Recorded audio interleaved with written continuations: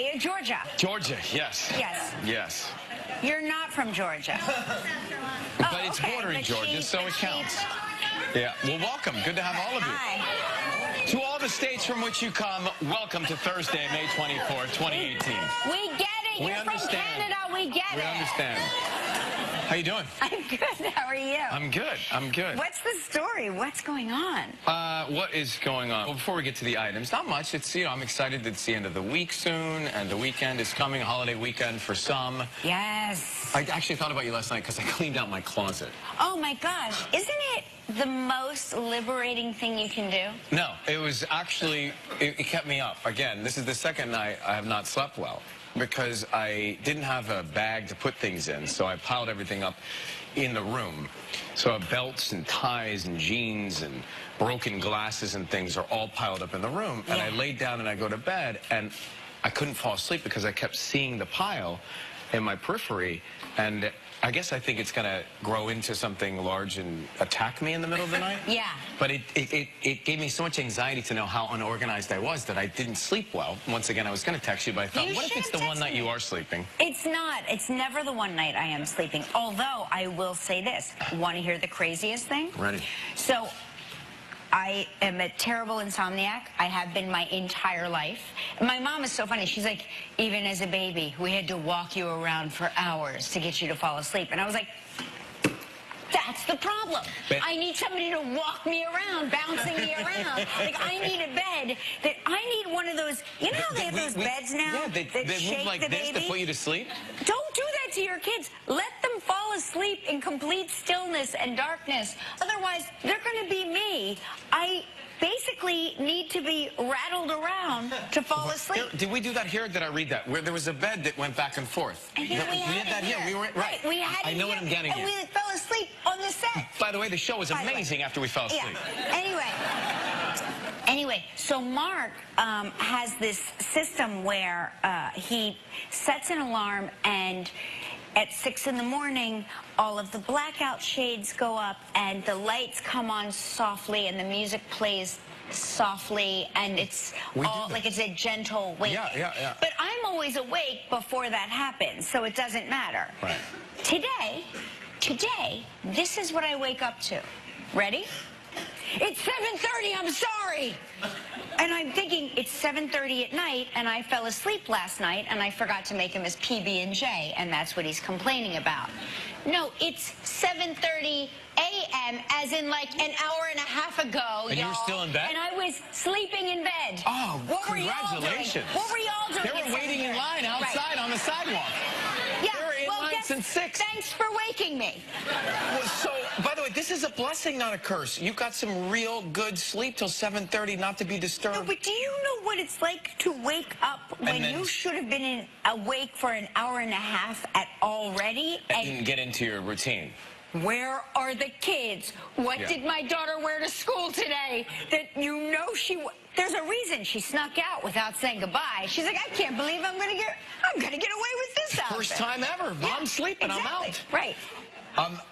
It is so alarming. It gets you anxious. Yes, and your cortisol spikes. Yeah. And now all I want to do is go back to bed. Oh, well, listen, you can, whatever you want to do. I could fall asleep. There's a couch somewhere. No, it's funny because I mean, when you do, I've done two things. One, I've woken up on a holiday thinking it was a weekday and gotten ready and come straight. God, there's no traffic. No, that happens. Gotten to work and no one's at work. Oh, because it's Labor Day. And two, back in LA, I finally fell asleep, and I was sleeping so well after working a busy week, and I had to be at the radio show. I had to be like in the 4s, like 4:45, and I guess my alarm didn't go off, so they flew the traffic helicopter over my house to wake me up, and I thought the police department and the spotlights were out. So I'm like, oh, something's going on in our street. Turns out it was Commander Chuck in the traffic chopper. Waking you. Yeah, it was a great. That's that'll incredible. Wake you. You talk about a cortisol spike. That'll get you. Can't we get the Eyewitness News chopper to fly over that's and what wake we'll me? do. That's what that we'll would be amazing. But wait, where's this article about sleep? Is it this one? Oh, so funny you should mention. So they say forever they have said people who manage only a few hours of sleep nightly during the work week have no increased risk of dying as long as they sleep in on the weekends. So, Oh. for example, I've always been told that you should stay on your routine, sleep even on the weekends. Even on the weekends, you don't deviate from your routine. Now they say deviate from your routine. So sleep in. So we're doing it all wrong. These are the people that say have 2 glasses of wine, it'll make you live longer. And then they change their mind. Any extra alcohol over 1 glass of wine means you will die early. And you go, wait, what? Two glasses of wine prevent heart disease, but it'll give you cancer. I'm like, what? What are we supposed is to? this what we are dealing? It's a wash. Right. It's a wash. I did think forever that staying on the same schedule, no matter what time zone or what day of the week, was the way to live. But now I'm going to die because no, you're not I'm going not to sleeping in on the weekend. we're all, listen. We're all going to die. Look, we're all going to die. Good morning. Okay? This is the reality. We are all dying. Okay? We were born to die, as the Lana Del Rey song says. But you know, that's the problem with being born. Yeah. You wouldn't have to face that issue if you weren't here. This is the show today, okay? Yeah. You thought you were coming for something uplifting? Wrong again. Wrong show. Hey, speaking of uplifting, how about this 30-year-old that won't get out of his parents' house? I saw this guy on the news. Now listen. I'm not a judge. I'm not a jury. I just know that were this my son, and it wouldn't be, but were this my son, I would have had my neighbors change the locks while we were at court. That's how you rectify that coming home. Because, you know, the judge was like, you have to get out. And he's like, well, I'm going to appeal. And the judge is like, you're being evicted. He's like, I'll see you in court. And he came right back home with his parents. Yeah, you could have, the locksmith could have been out there in no time to fix that. So what's the story is? So the story is he's 30 years old. He's about to be 31. His parents have given him 5 notices of eviction and offered him and he just won't go to move out. And he's like, no, I'm happy here. Which, you know, I've talked about this on the air. This is my worst nightmare. This is actually what keeps me awake, I'm convinced, at night. Can they call the cops on him, or they just don't want to do that? He's saying that he's entitled to a 6 months advance notice. I'm saying that people that don't pay rent or any of the bills are entitled to 0% of everything. Right. And, yeah, thank you. Thanks.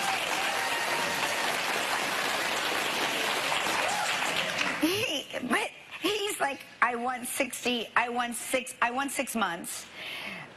And you've had 30 years. I don't understand. Like, what are you putting your money into? Where is your money going? Because he's not paying. They say he doesn't contribute. Yeah. He just like, and then he said he made that mom. I watched an interview he gave. He said his mom made it very uncomfortable for him.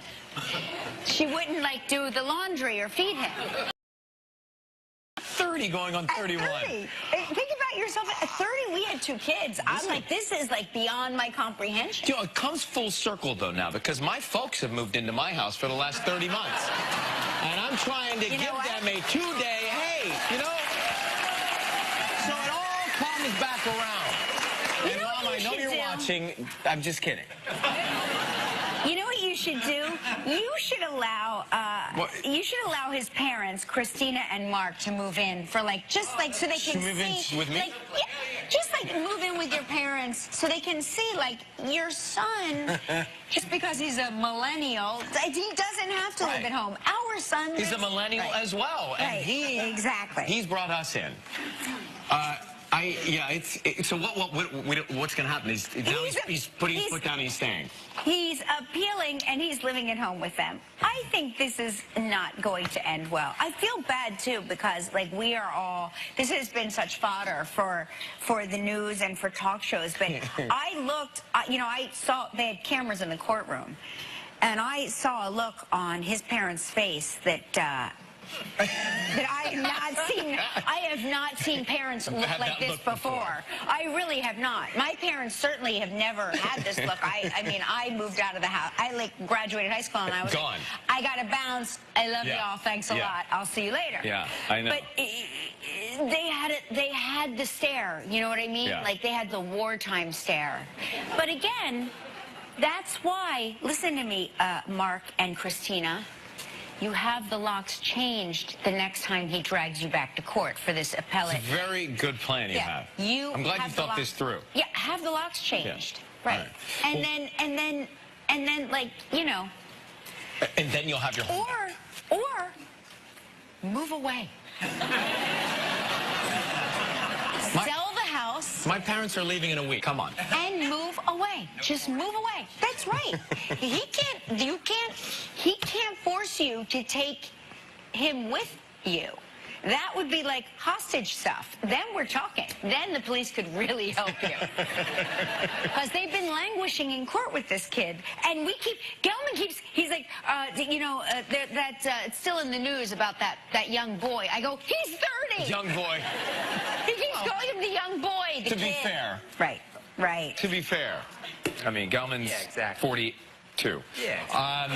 Young to me. Hey, another story in the news, obviously, which is a little more serious, the erupting volcano. You've seen the crazy spurts of lava with the fissures. Now, here is something that's interesting, because I see it on the news, and it's this crazy coverage, and rightfully so, and it's dangerous in those areas where the lava is flowing. But in my small brain, I think that's the whole island. All of Hawaii, we can't go. I'm sure flights are canceled. Matter of fact, I actually saw Roseanne like a week and a half ago, and I said, it's so great to see you. How is your macadamia nut farm? And she looked at me like I was a little crazy, and I thought, oh my gosh, they're not macadamia nuts. They are. No, they are. But she doesn't live near this, and so I know, but we in our small brain, she thinks all of LA is near Disneyland. Okay. It is. So It is near Disneyland. I first got here, I was telling her about where I live. She goes, so how far from Disneyland? Well, it's a different county. Well, when those horrible fires were happening, I kept saying to him, Disneyland okay? Is Disneyland okay? He's like, why are you so fixated on Disneyland? I said, people from New Jersey associate California with two things, the Hollywood sign and Disneyland. Yeah. And that's all we know. We don't know much what's in else. between and how long it takes, and they're two different counties. It's like New Jersey and New York. It's all Beverly Hills 90210. / Disneyland. Is Brandon Walsh okay? How's Dylan? Where's Dylan live?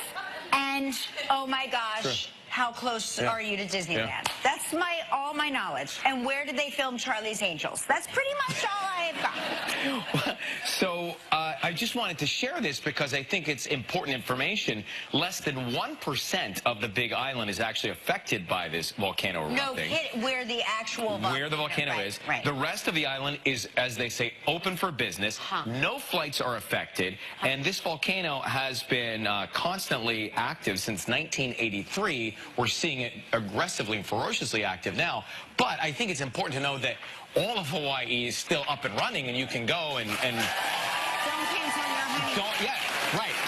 If you've been waiting to the age of 43 to get married and you have your honeymoon, don't cancel it if you're going to Hawaii, because you could still do it. Is your honeymoon happening? I know. It's just the way you said it. I didn't think you'd pick up on that. No, it's the way you said it. I was like, did a wedding happen? Did they elope? No. Well, you never know. I mean, I know. You did. Yeah, we did. Yeah. Most of all, we met at work. And a lot of the people, we were very concerned with what work would say. Oh, really? Yes. So we, were you, forgive me. Most people didn't even know we were dating. Were you love interest on the show? We were, but after we were love interests in real life. You wrote I think the writers actually got an idea, like, oh, they do make a cute couple. But you were afraid that people would... We didn't want people to see us as unprofessional, because we were very professional. Right. So most people didn't know that we were even dating until we were married for, like, 6 months to a year. And I remember Eileen Hurley, who played Myrtle Fargo. She had no idea that we were married, and when I got pregnant, and I mentioned something about Mark, and she was like, well, what would Mark have to say about it? And I was like, well, he's the baby's father. She's like, Mark is the baby's father? She had no idea that we were married to each other. She had no idea. I didn't know that soap was a reality show. Who knew it was the first reality show. Well, we really we had our we kept it professional at work, and then so a lot of our coworkers never really had no idea. Which is why you eloped. It makes sense. Yeah. All right. Well, we've got a great one for you today. Ethan Hawke is here. He's coming out in just a few minutes. Stick around for that.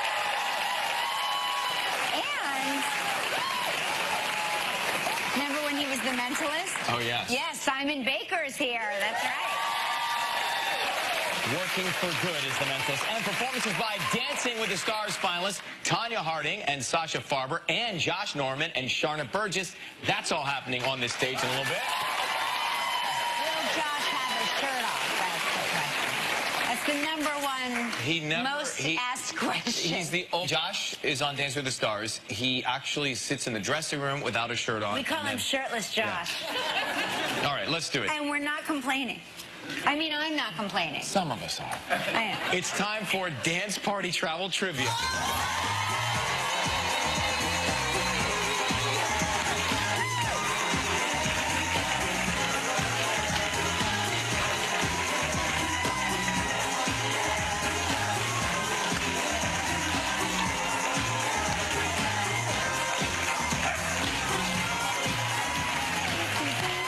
Ow. That is Tammy Mannix, California. Good morning. All right, we're going to call Luis from Shelby, North Carolina now, bordering your state as well, in South Carolina. Let's see if Luis is watching. All right. Let's Google I see that piece of watermelon in the paper. I know. I'm starving. I know. It's about foods for summer, this article. Oh. Hot dogs and watermelons. The two food groups. Hello? Yes, hello? Hi, is Luis there? This is Louise. Hi, Luis. This is the phone company with a collect call from Kelly Ripa. Would you accept? Yeah, that'd be fine. Oh, Luis, just kidding. It's Ryan Seacrest and Kelly Ripa. You're on the air right now. Don't hang up. I'm not going to hang up. I'm watching. Oh, you're watching. Okay. Oh. She was just letting you... Literally. She was just letting you go. Literally watching us. She knew that we were calling. Well, why? She didn't want to interrupt. We were talking. Exactly. Hey, what's going on in Shelby today, Louise? We're headed over to our church for a Sunday school party, a little trip. Oh. It's pretty here, but it's supposed to rain today. Hey, what's your dog's name? We're looking at a picture. Oh, Miley. Miley. Ah, named after the great Miley Cyrus. She's the same bird. I'm having a hard time hearing Louise. You're not the only one. Okay, all right, okay. Because he seems to hear every word she's saying, and I'm like... We speak Southern. Okay, okay. We speak that. You know, we speak Southern, y'all. What she said was, I'll tell you what she said. I think I have exercise ear. I can't hear anything. No. She said, wow, you look like I had a full night's sleep and you look rested this morning, Kelly. What am I playing for, she said. Spin the wheel, Kelly, she said.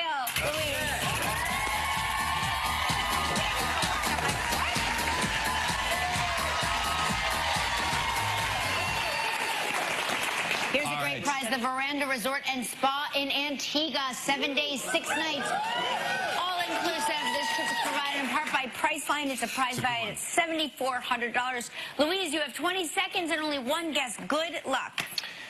Okay, thank you. Okay, Louise, so on yesterday's show, we talked with Amelia Clark. What tattoo did Amelia say she was going to get at the end of Game of Thrones? Would you repeat that? Yes, I would. Question. On yesterday's show, Amelia Clark, she was going to get a tattoo at the end of her series Game of Thrones. What is the tattoo going to be of? It's going to be a dragon. Oh, It is. That's right. You got it. That's it. Congratulations, you and the guests will enjoy 7 days and 6 nights at the Veranda Resort and Spa on the beautiful island of Antigua.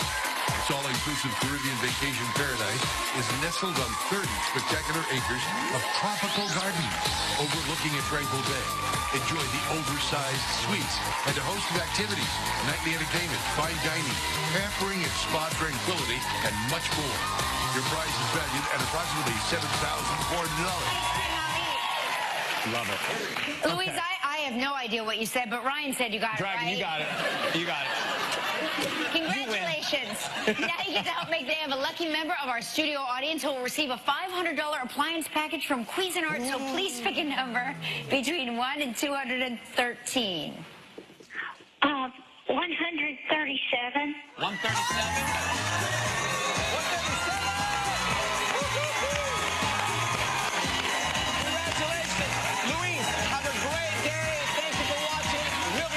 With Ethan Hawke. Stay with us.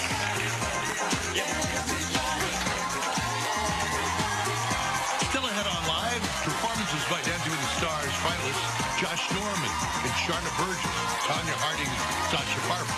Also, Simon Baker. And coming up next, Ethan Hawke. That was a scene from our first guest. That's his latest role as a parish pastor in his new film, First Reform. Please welcome Tony and four-time Academy Award-nominated actor Ethan Hawke.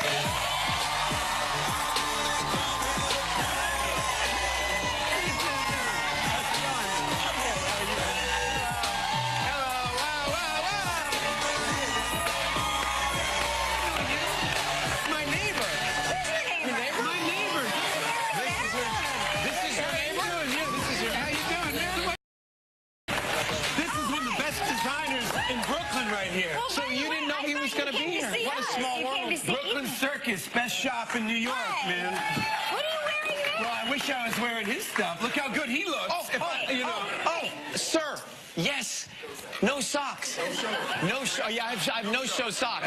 So wait, you're a designer? Yes. And in Brooklyn based. Okay. Men's clothes or everything? A little bit of everything, but concentrate on men's. Okay, that's Maybe good. the best jacket. I wear it everywhere I go. I have this like denim blazer. It's really cool. Goes with everything. Yeah, Just it makes throw me look very good. So I'm indebted to this man You right look here. fabulous today. Thank you, man. Thank you. You approve of Ethan's look.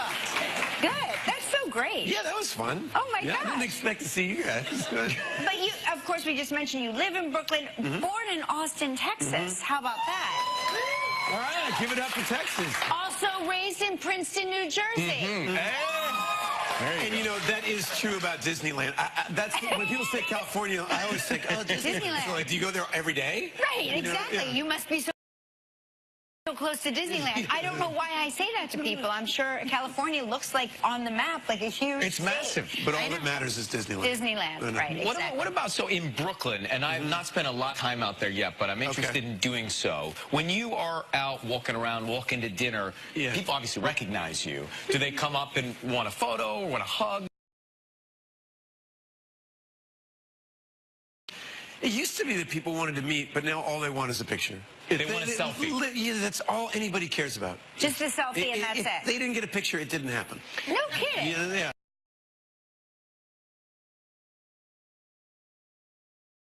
That's They gotta usually what it is. usually, yeah, you just flip it around. Talking about food, I feel since you're like, you know Brooklyn, you need to take young Ryan Seacrest here to Smorgasburg. What? Don't you think he would like that? I read about it. Yeah. You would. Well, there's so many he's a great places. foodie. Yeah. He's a foodie. So Have you been to River Cafe?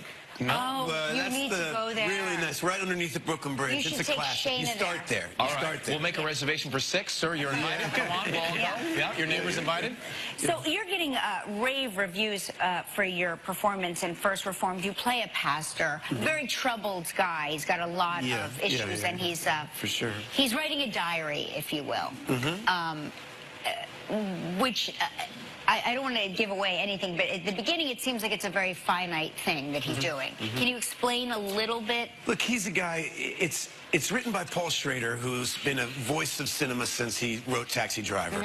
It is, for me, when I read this character, it's almost, he vocalized something that's been on the edge of a lot of people's thoughts and minds and lips about yearning, where is our religious leadership right now? Where is leadership in ethics and how it intersects with the environment and what's happening in our world and all? Where is love? Where's hope? How do we, what's the difference between turning a blind eye and just being engaging, you know? And so I'm a guy who's suffering because he was a military chaplain. He talked his son into joining the military. He lost his son. That happens before the movie even starts. Right. And so he's putting himself back together at a small parish in upstate New York. And that parish is, they call it a tourist church because it's really known for its work in the Underground Railroad 150 years ago. And he's counseling a young man who's an environmental activist who initiates a crisis of faith in my already hurting priest. Did you think about pastors you saw growing up in Texas? Did you meet with different pastors? How did you get ready to take this I grew up with these people. I was so excited. You know, most movies don't have a serious portrayal of people of faith. You know, they're either villains or they're marrying people or a butt of a joke. But, you know, most of us, a lot of people in this country grow up with one of the leaders of our community usually is a pastor. My priest was a woman, Jean Smith, in New Jersey, and she had made a huge impact on me. She was a beautiful person and a real leader of equality in all walks of life. And so I would think of her in a lot of ways because she really didn't have a brittle faith. She had a really supple. She was really open. Right. Wow. And I imagined, I really tried to create a character that was as open and sincere in his faith as possible. And, you know, and Cedric, who plays kind of every pastor needs a pastor is a line. By the way, he's so great, and it's such a surprise all of a sudden to see Cedric the Entertainer in a serious role. In a serious role. But like he that. kills it because it's, you know, it's a temptation because he runs this mega church. And whenever we see those characters, you know, the Jimmy Swagger, we roll our eyes and we're sure they're crooks. And he, or at least I am. He gives the character real dignity and authenticity, and he's so wonderful to act You with. can see his dynamic along with Ethan's in First Reform Edmonton Select City this Friday. Great to see you, pal. Thanks for coming. Good to see you, Ethan. You're going to love Brooklyn. That's all. We're coming to Brooklyn. We're going to end in 24 minutes. All right. For 7 seasons, he starred on the hit series The Mentalist. Now he's back in action, this time as a director, producer, writer, and star of the new film Breathe. Please welcome Simon Baker.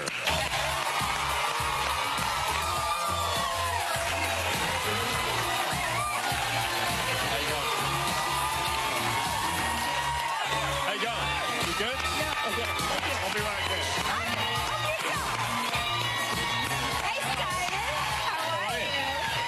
Good to see you. How are you, buddy? Yeah, very good. I think I said breathe. It says breath. Breath. It's breath. That's okay. I clearly need to borrow her glasses. No, I know. It's. Oh, you look great. Yeah. Hey, welcome back. Thanks for being here. I know you were on Andy Cohen's show last night. That's and right. I always get concerned when I see people on Andy's show the night before our show. If they're going to make it or not. Are they going to Yeah. make it in okay? Yeah, I'd be more concerned about the audience. Yeah. So we were just told that there's breaking news that you did a spin class recently with my daughter. your daughter. Actually, yeah. The two of you went. My daughter's 24, and you know, I want to be that dad. She's like, Dad, I want to go to an Soul exercise. cycle? Yeah. Exactly. Yeah. You did it. I do Soul Cycle. She's obsessed That's freaky stuff. It's so fun. It's dark. Yeah. and sweaty. They yell at you through don't a yell, microphone, they're just talking. like screaming. The volume's so loud, the speaker's distorting. I can't hear it. It's a...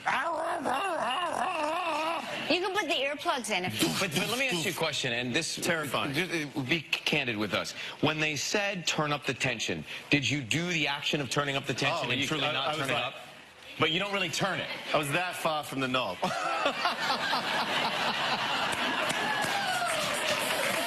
That's And they do all this stuff on the back, and I'm like, That's it. one-handed, Yeah. turn up that tension. You No, can I always was in tell- the back you like know- this going, You know how you can tell who's not turning up the knob?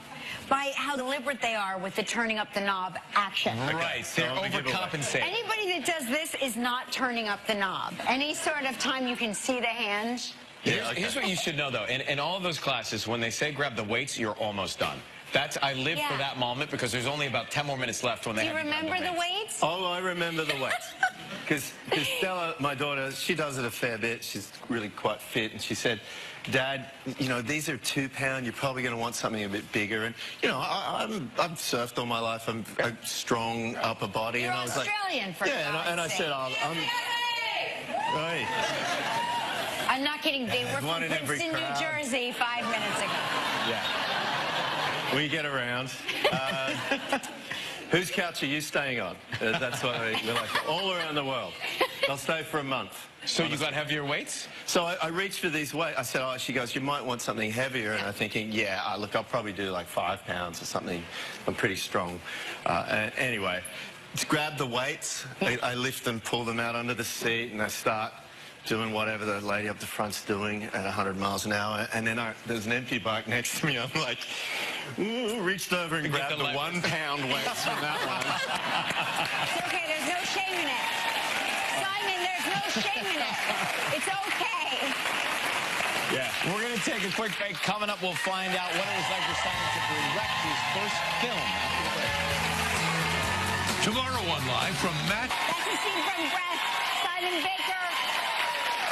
I mean, we mentioned it in the intro, but you like directed, wrote, co-wrote, produced. Just won an award in Australia for directing. Congratulations. Thank you. Incredible.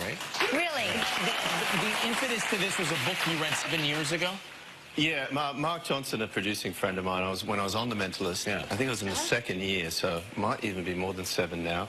He sent me the book, and he said, I read this book. It's written by a very well-known and loved Australian author, Tim Winton. He's probably our most celebrated living author, and the book just, you know, it was my childhood, and I think, you know, in a lot of ways, it chose me as a project. Yeah. And it just pulled me in, and, you know, it's kind of... and it's a coming-of-age story about these two teenage boys growing up in this coastal 70s. Australia in the 70s. And that's sort of like your life, a little bit. Yeah. I mean, I was sort of late 70s, early 80s through that period of my life. But the film deals a lot with identity and the resistance of prescribed identity and the idea of masculine ideals and being forced to have to try to conform to those masculine ideals and finding out who you are separate to them. And the two boys, when you check this out, were not actors. They were great surfers who did some great acting in this. Breath opens in New York City, June 1st, Los Angeles, and select cities on June 8th. Great to see you, Simon. It's great to see you, too. See you in Soul Cycle. The competition, now dancing the foxtrot. Here are Josh Norman and Sharna Burgess. Take it away.